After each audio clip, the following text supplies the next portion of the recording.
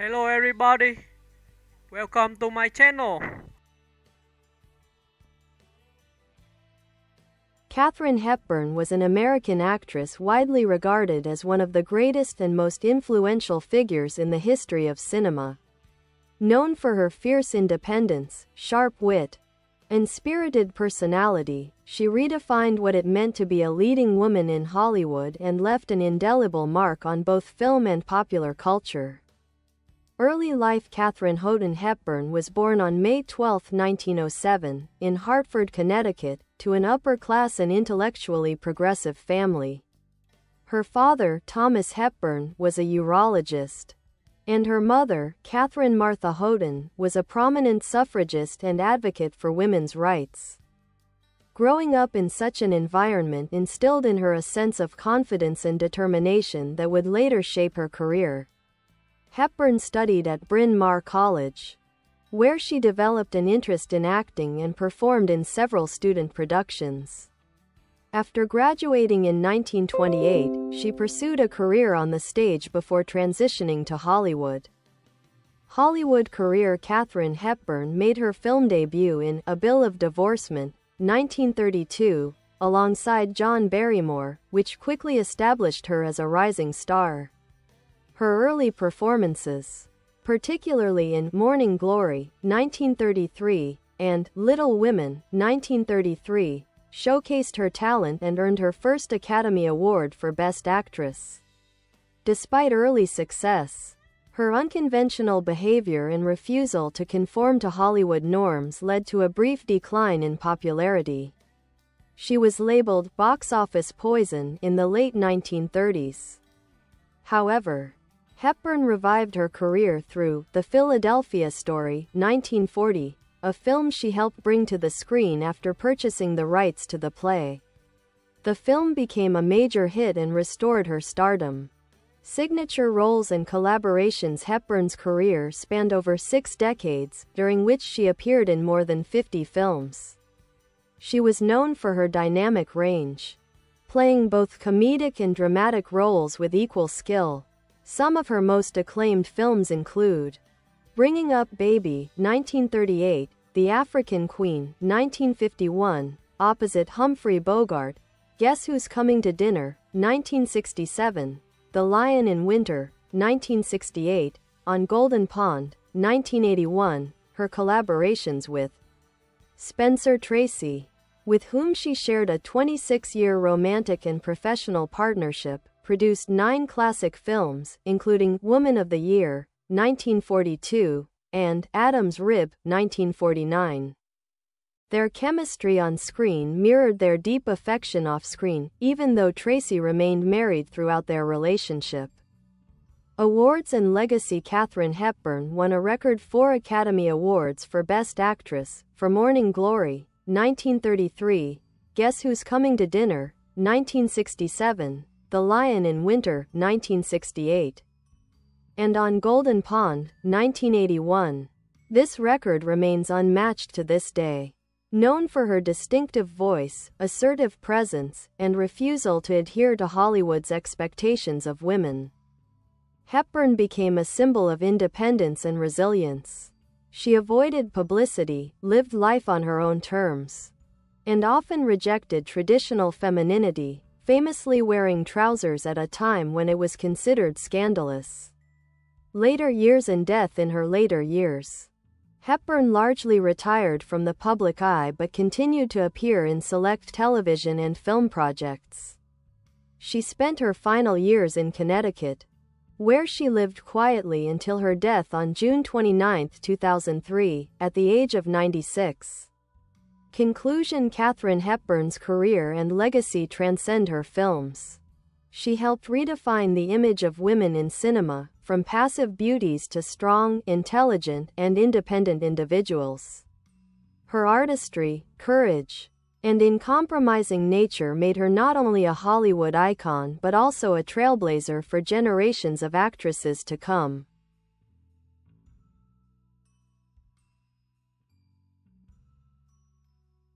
A rebel from the start. Katharine Hepburn was never one to follow rules or expectations. Even as a young woman, she stood apart from her peers. Athletic, outspoken, and intellectually curious, she excelled at tennis, swimming, and golf, sports she continued to play throughout her life. Her confidence, sometimes mistaken for arrogance, became one of her defining traits. She famously once said, "If you obey all the rules, you miss all the fun." Her independent streak often baffled early Hollywood executives, who were used to more compliant actresses. She refused to sign long-term studio contracts, demanded creative control over her projects, and spoke her mind, a rarity in the 1930s film industry. Career challenges and comebacks. After her first Oscar win for Morning Glory, 1933, Hepburn's early success faltered. Films like Bringing Up Baby, 1938, now regarded as a screwball comedy masterpiece, were box office disappointments at the time. The press labeled her box office poison, and studios began to hesitate in casting her. But Hepburn was not one to accept defeat. She took control of her destiny by acquiring the rights to The Philadelphia Story, a play written for her by Philip Barry. She then sold the film rights to MGM on the condition that she would star in the movie. The film's success in 1940 not only revived her career but also showcased her business acumen and resilience. It remains a perfect blend of sophistication and wit, traits that became her cinematic signature. The Hepburn-Tracy partnership. Katharine Hepburn's long and complex relationship with Spencer Tracy is one of Hollywood's most legendary romances. The two met while filming Woman of the Year, 1942, and immediately developed a deep connection. Though Tracy was a married man and a devout Catholic who never divorced his wife, their love endured privately for over 2 decades. Their on-screen chemistry was undeniable, a reflection of their off-screen devotion.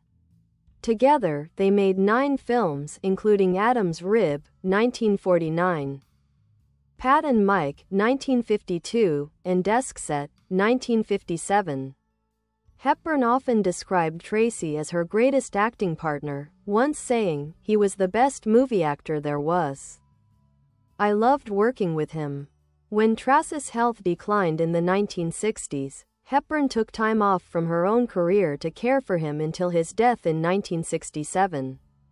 Out of respect for his wife and family, Hepburn never publicly discussed the relationship until after Mrs. Tracy's passing.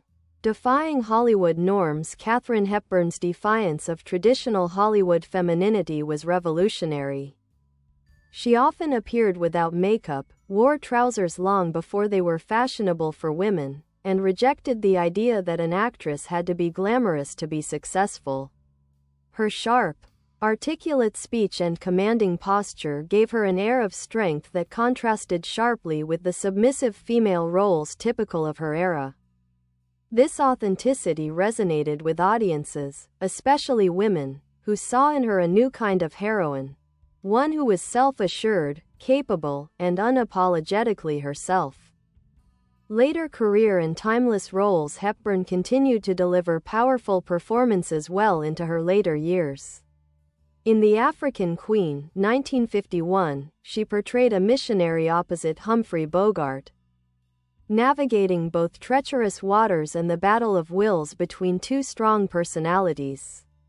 Guess Who's Coming to Dinner, 1967, tackled the then controversial subject of interracial marriage, earning her an Oscar and cementing her as a socially conscious artist.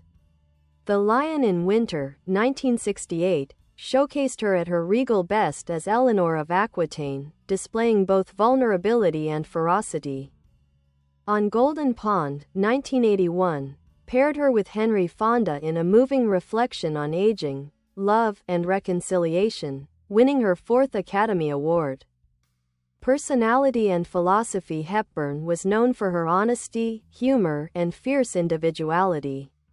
She was notoriously private about her personal life, avoided giving interviews for most of her career, and rejected the Hollywood celebrity culture. She often lived far from Los Angeles, preferring the seclusion of her family home in Connecticut.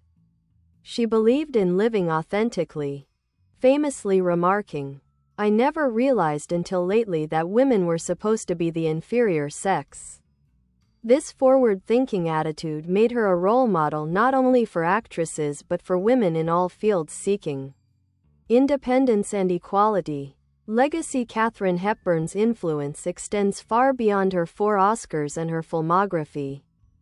She paved the way for future generations of women in Hollywood, from Meryl Streep to Cate Blanchett, who cite her as an inspiration. Her blend of intelligence, humor, and emotional depth continues to shape acting standards today.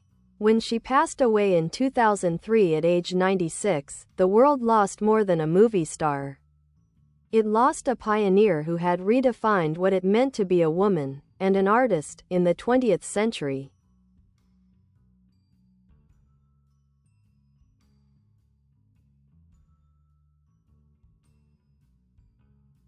Stage beginnings and craft. Before conquering Hollywood, Katharine Hepburn sharpened her skills on the stage, an environment that demanded discipline, projection, and precision.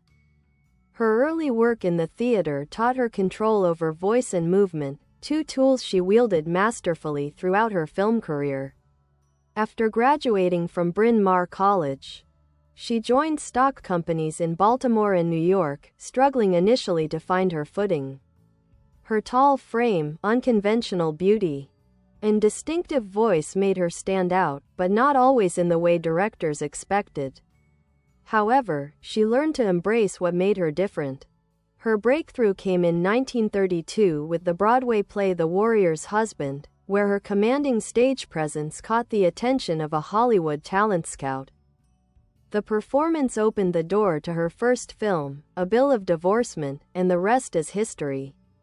Throughout her career, Hepburn returned to the stage periodically.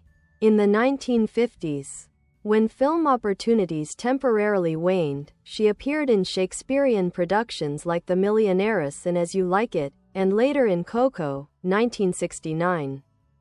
A musical about fashion designer Coco Chanel, earning a Tony Award nomination.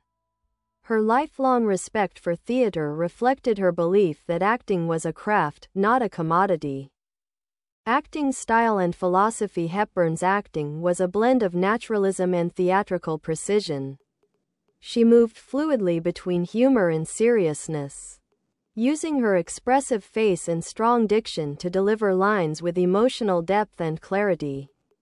Her performances were rooted in truth and intelligence. She often rejected melodrama, preferring understated sincerity. She was particularly skilled at portraying characters who mirrored her own traits: independent, articulate, quick-witted women who refused to conform to social expectations. She once said, "Acting is the most minor of gifts."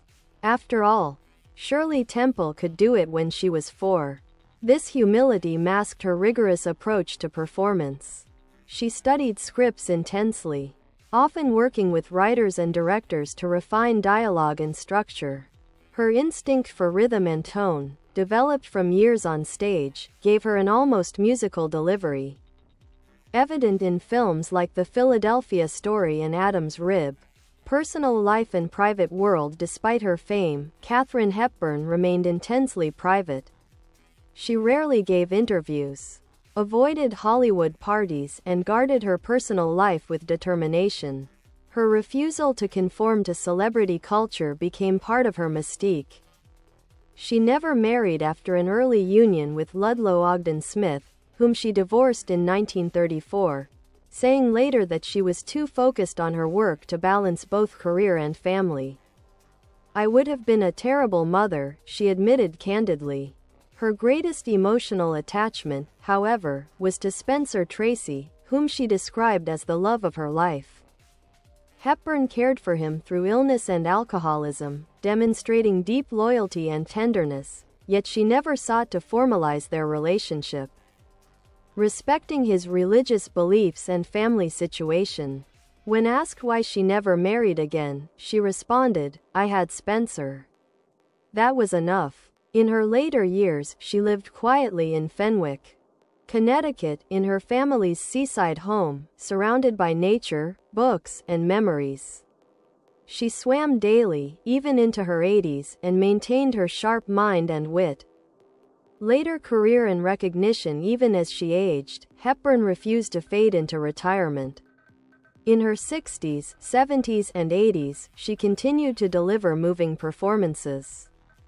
The Trojan Women, 1971, showcased her classical command, while Rooster Cogburn, 1975, opposite John Wayne, paired two screen legends for a final Western adventure. Television also became a new arena for her in later life. She appeared in acclaimed TV movies like Love Among the Ruins, 1975, and The Glass Menagerie, 1973, earning Emmy nominations and awards for her work.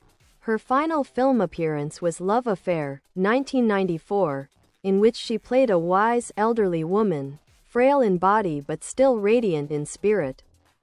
By the end of her life, she had earned 4 Academy Awards for Best Actress, a record 12 total Oscar nominations, 2 Tony Award nominations, 8 Golden Globe nominations, and countless honors recognizing her contribution to American culture. Influence and cultural legacy. Katharine Hepburn didn't just act, she changed perceptions of women in entertainment. She portrayed intelligent, assertive, and self-reliant women decades before feminism became mainstream. Her influence can be traced through generations of actresses who followed her: Meryl Streep, Cate Blanchett, Jodie Foster, Emma Thompson, and Frances McDormand among them. Blanchett, who portrayed Hepburn in The Aviator, 2004, won an Oscar for the role, a fitting tribute to a woman who had defined what cinematic greatness meant.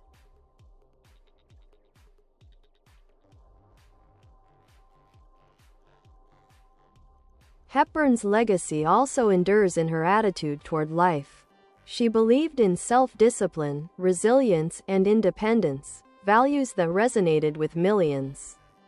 Her wit remained intact until the end.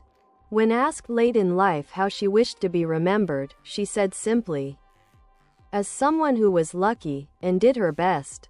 Final years and death. Katharine Hepburn spent her final years surrounded by family and close friends, largely away from the public eye. She suffered from tremors later in life, believed to be caused by a form of Parkinson's disease, but she continued to speak with her characteristic humor and honesty. She passed away peacefully at her home in Old Saybrook, Connecticut, on June 29, 2003, at the age of 96. Her passing marked the end of an era, the last great star of Hollywood's golden age. In her obituary, the New York Times described her as the very embodiment of independence and integrity.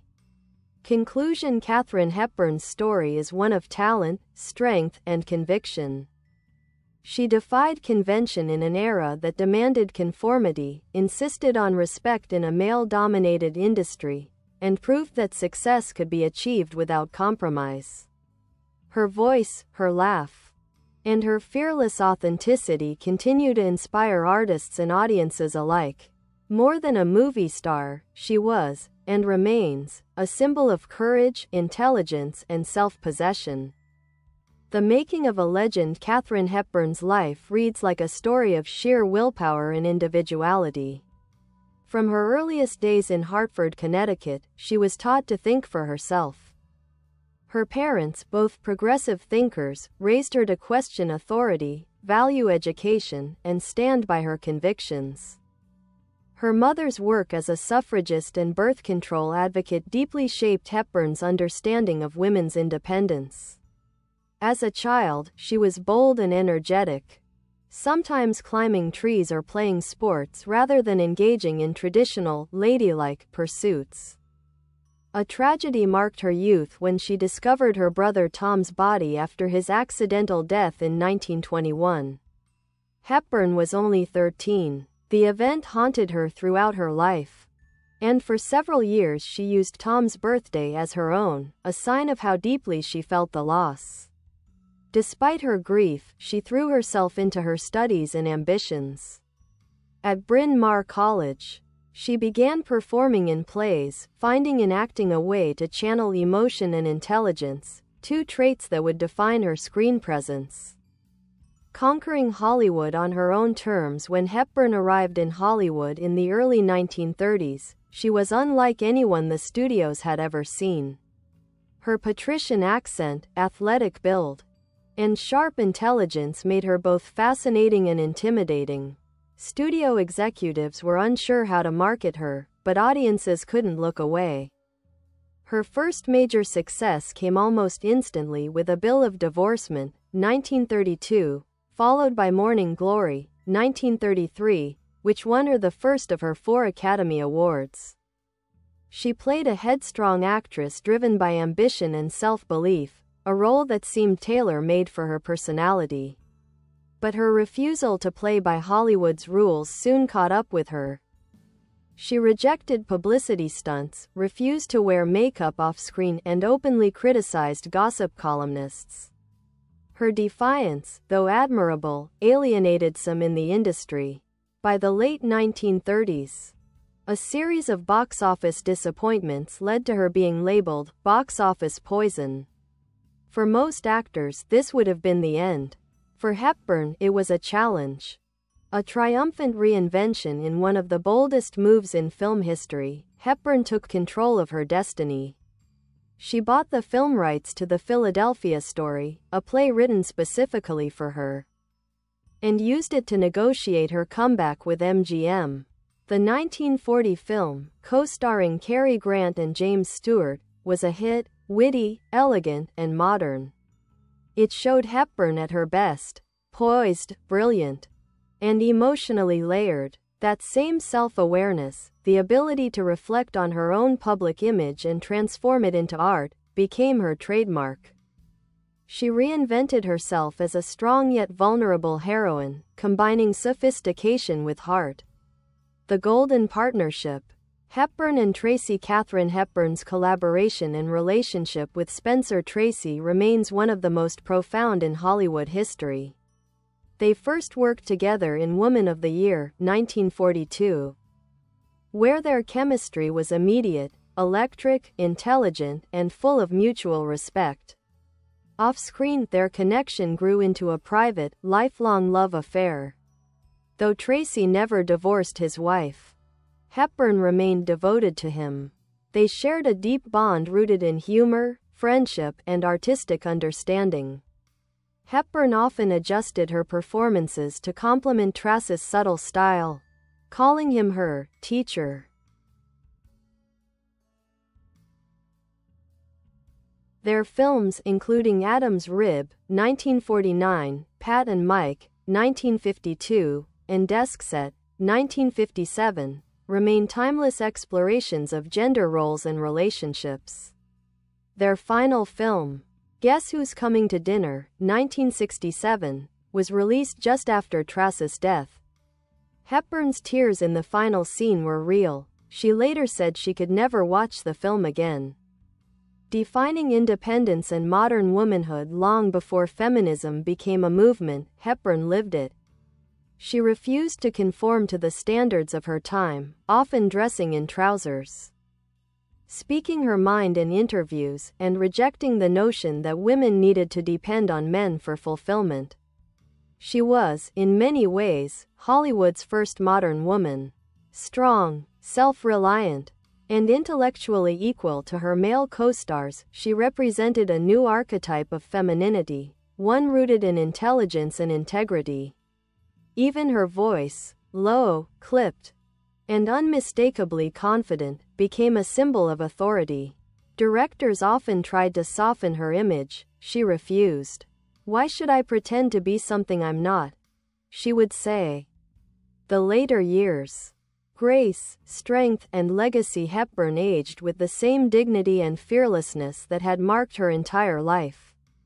In her later films, The Lion in Winter, 1968, On Golden Pond, 1981, The Glass Menagerie, 1973, she explored themes of aging, loss, and endurance with emotional honesty. Even as her health declined, she continued to work, undeterred by tremors and frailty. In interviews, her humor remained razor-sharp. When asked about beauty and aging, she replied, "Plain women know more about men than beautiful women do." Her final years were spent at her beloved Connecticut home, surrounded by her family and the sea she adored. She was often seen rowing her boat along the river, slender, upright, defiant to the end. When she passed away on June 29, 2003, the world mourned not just a star, but an institution. The American Film Institute ranked her number 1 on its list of the greatest female screen legends of classic Hollywood cinema. Artistry and influence. Katharine Hepburn's artistry cannot be separated from her personality. She didn't merely play characters, she inhabited them. Her performances were marked by psychological realism, sharp timing, and emotional truth. She often portrayed women who matched men intellectually, sometimes outwitting them entirely. Actresses like Meryl Streep, Cate Blanchett, Glenn Close, and Jodie Foster have all cited her as a role model. Blanchett's portrayal of Hepburn in The Aviator, 2004, won her an Oscar, introducing a new generation to Hepburn's brilliance. Beyond acting, Hepburn's legacy lies in her philosophy of self-reliance. She refused to be molded by public opinion, believing that one must live honestly and without fear. As she put it, life is to be lived. If you have to support yourself, you bloody well find some way that is going to be interesting.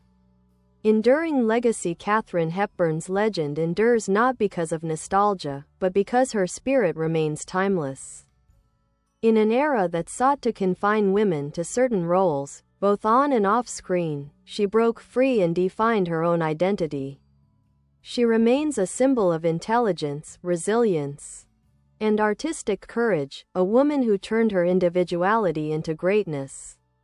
More than 2 decades after her passing, her performances still feel alive, quicksilver in wit, sharp in emotion, and blazing with authenticity. Katharine Hepburn did not merely star in films, she transformed cinema itself.